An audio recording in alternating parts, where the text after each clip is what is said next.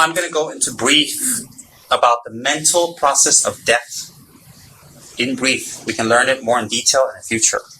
And this would relate to how we keep our mind. Okay? Good life and at the time of death. Okay? And why should we focus on this? Because that's our destiny. So if we grab our destiny, do something with it, we won't be afraid. And being free from fear is not the name of the game. Continuing afterwards is the name of the game. So if we always focus on money and health and family and cars and material objects and relationships, if we only focus on that and only that, that is living life the wrong way. Why? Because it doesn't prepare us for the inevitable. It's not wrong in a God theory or punishment theory. It is wrong because we haven't prepared. Example, if we're going to go for the Olympics this year and we're supposed to train and we don't train, that's living life the wrong way. It's not, nobody punishes you. It's not like, oh, you're bad. No. It's very logical. So, the first process is this. The 4 elements of earth, water, fire ceases in us. Earth is the flesh. Air is the wind or breath. And breath is very important. All doctors, Western, Eastern, listen for the breath, the shallowness of it and the strength of it, to check detection of life or how strong. Even you check wind by doing pulse. The Tibetan doctors check pulse and check the signs of life by wind, meaning they check the pulse, how strong the wind is. Then, that is air. Then, water is the blood. Okay? Earth, air, water. Fire is a heat generated from this that keeps us alive and warm and functioning. Without heat, the organs cannot exist. So the death process has 4 elements. 4 elements. As they start to dissolve, our gross minds dissolve into our subtle minds. Then our subtle minds dissolve into a very subtle mind, and then we'll leave our bodies. How we leave our bodies will determine what rebirth we will take. What aperture we leave our bodies. From here up, from here to here to, or from here down. From what part we leave is very, very important. Very, very important. So therefore, in meditation, when we find a qualified teacher, and he teaches us meditation, these are called the higher meditations. He will teach us according to either the Vajrayogini Tantra, the Heruka Tantra, or the Tara Tantras, whatever. He'll teach us according to Tantra how to manipulate and control those 4 elements within our body. So why? The death process I'm explaining to you now is something you practice in meditation daily. So when it actually happens, you are practiced, learned, and prepared. So therefore, to reach that level, we have to do preliminary practices and studies so that the upper will be very strong. Example, one very strong tantric practice is Vajrayogini. When you do Vajrayogini's practice very strong and very well, you will be able to control the death process. You will be able to control your death. Not dying is not the name of the game, because you have to die, because your body is not ethereal. It's from the earth. It has to be given back. But you will be able to control the death processes. These are very secret teachings by in Tibet that's been contained for 1,000 years. Why secret? Because when people do it wrong, it can make the lineage finish. When people exploit it for the wrong reasons, the lineage can finish. And that is the danger. So therefore, the first element to dissolve, the first element is the earth element. When the earth element dissolves, the power of the body we become thinner, the limbs become loose, and we have a physical sensation, a mental sensation, we're sinking under the earth. So the first feeling that we know we're dying is we'll feel a sinking sensation as we're falling into the ground. That will happen. This is not an accidental death. Accidental, you have the process, but it's very quick. So you can't sense it, you can't be prepared. I'm talking about a normal death. Alright? Then, the body starts to become weak and powerless. It diminishes in its strength. And then, inside, our eyes cannot open and close anymore. Then, the internal sign, meaning like I mentioned earlier, you see in your dreams without your eyes, what you will see without your eyes is a mirage. Internal sign, its appearance mirage is like things become like in the desert when it's very hot, things are like this. You will see like everything is like a mirage. That is the first sign that death is coming. So when you receive those signs, wherever you are, If you've been practicing, you will be able to immediately apply, example, Vajrayini's practice. Instead of just looking at those signs, you'll dissolve your winds. You say, oh, I'm dying. Dissolve my winds. Okay, the second one. The second element to dissolve at the earth is water. Your water element will dissolve. That is your saliva, urine, sweat, and blood.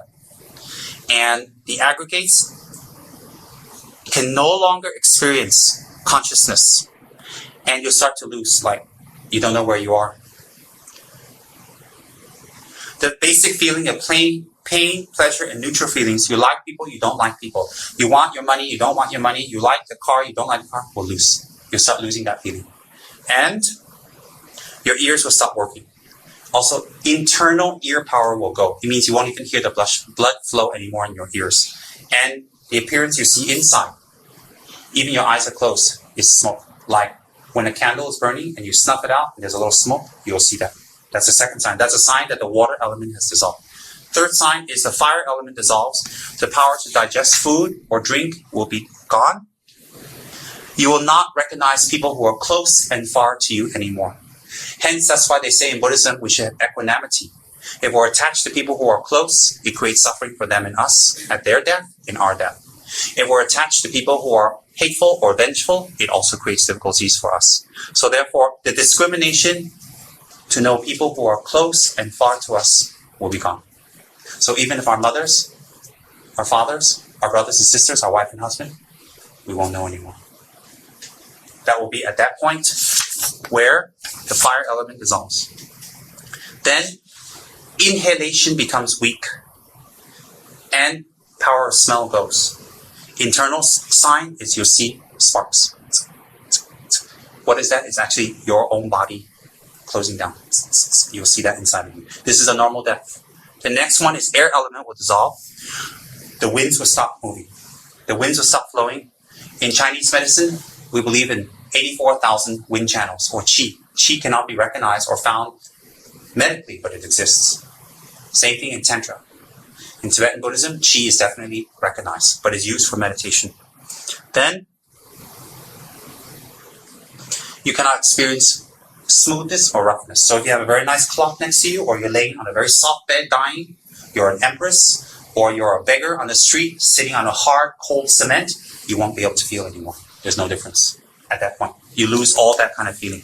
And the tongue becomes thick and short, and the root of the tongue will start to turn blue.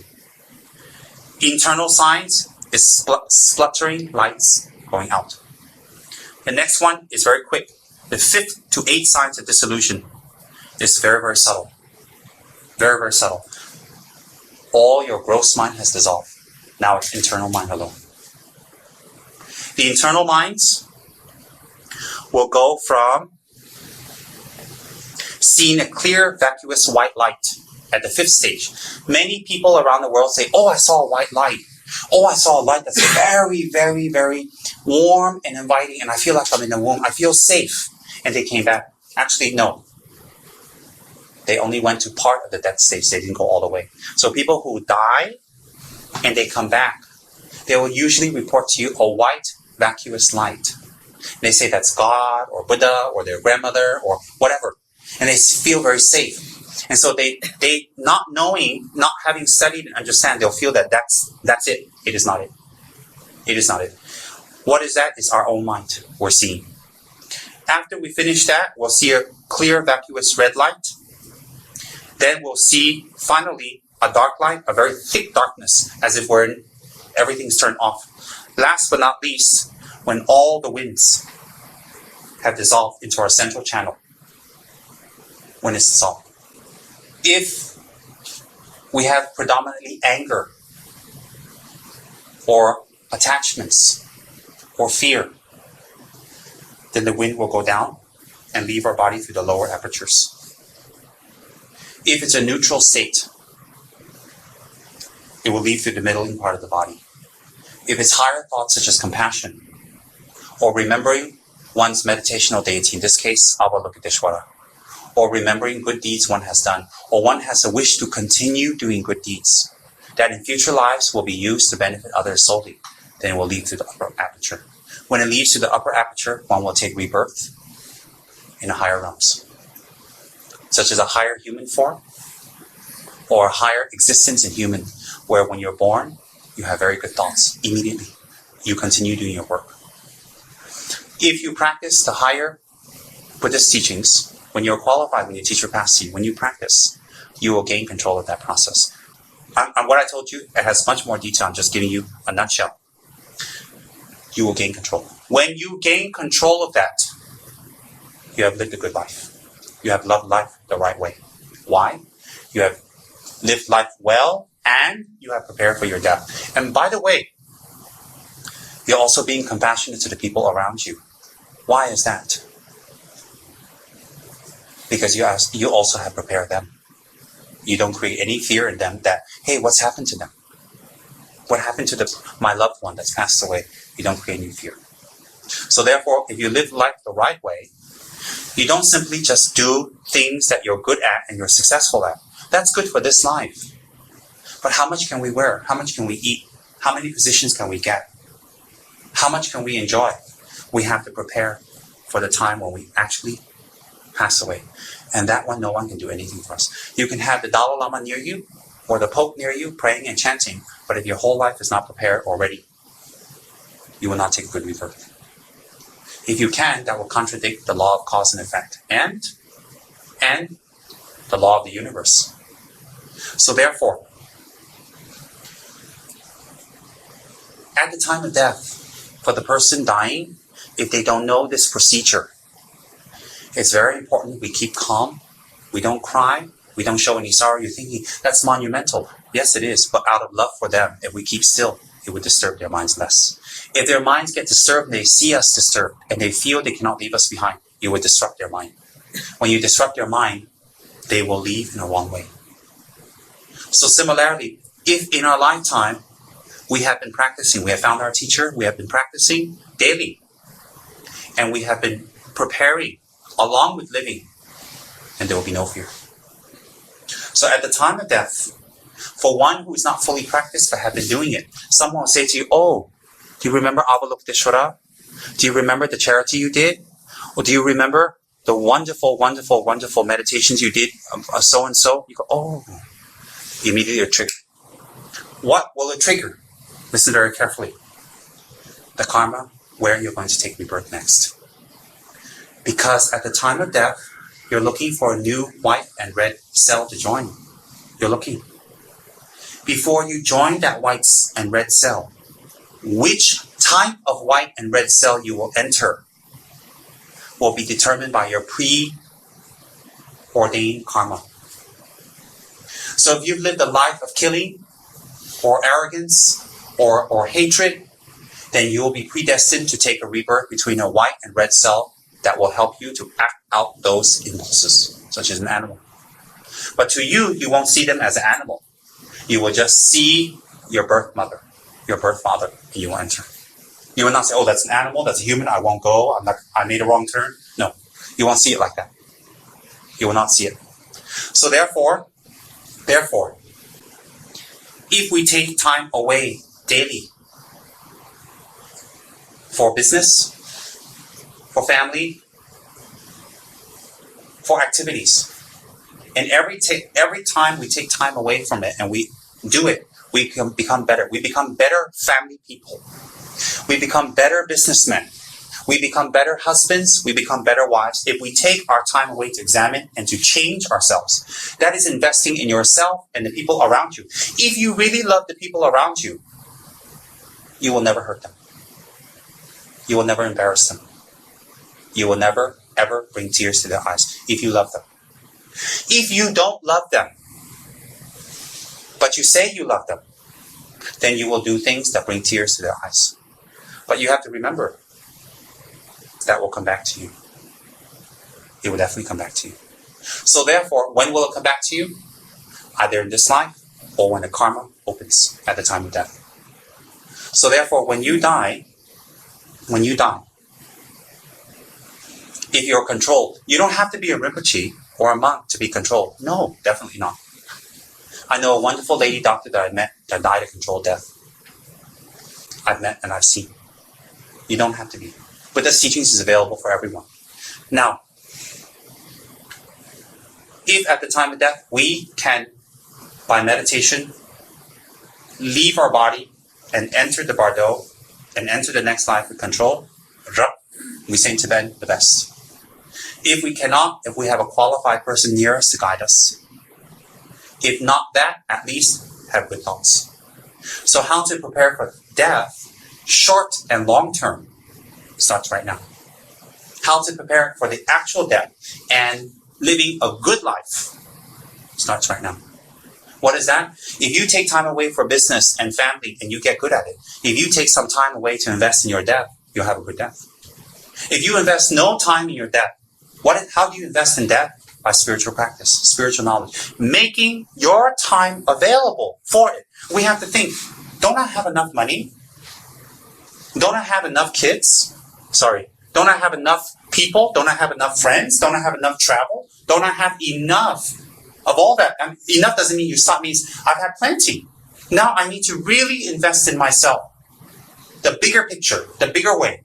So if we don't take time away to receive or learn or study spiritual practices, then we're not enjoying the life. We're not enjoying life the right way. That is not by sin. That is not by merit. I'm talking about just practical. It's not judgment time.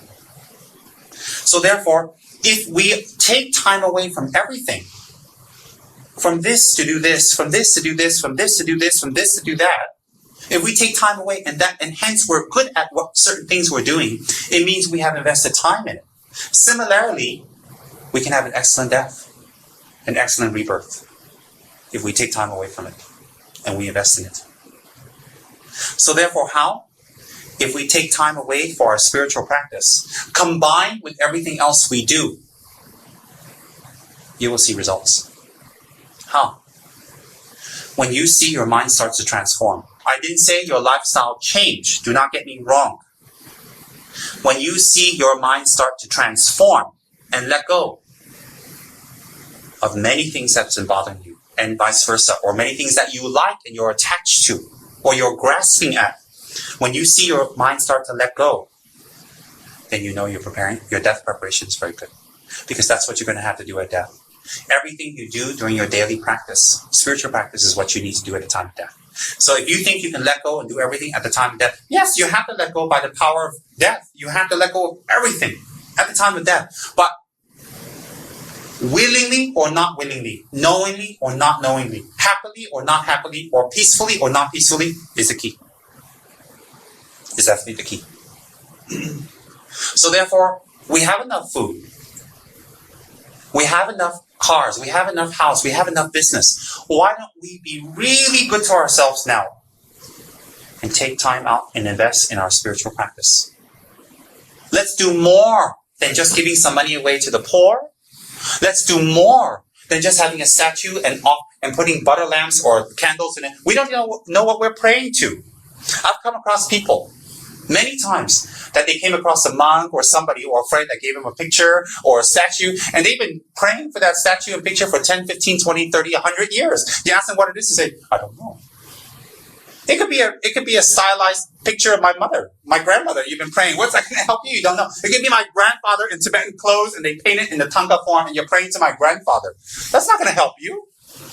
So there's a lot of people who, they give that and they put on the altar, they say, oh, I'm praying, but I'm praying. I'm offering incense, I'm giving him milk, and I'm bowing, I'm kowtowing, I'm praying. That's not praying. That's ignorance. Not to know what you're praying to, or not to know the result of your prayer, is not spiritual practice. Spiritual practice is not having an altar and a nice picture and a nice statue. We have a butter lamp in front. I know that's what many people here are led to believe. And I'm not blaming. When you don't have enough teachers to explain more, that's all you know how to do. That's not bad, but also it can be done much more.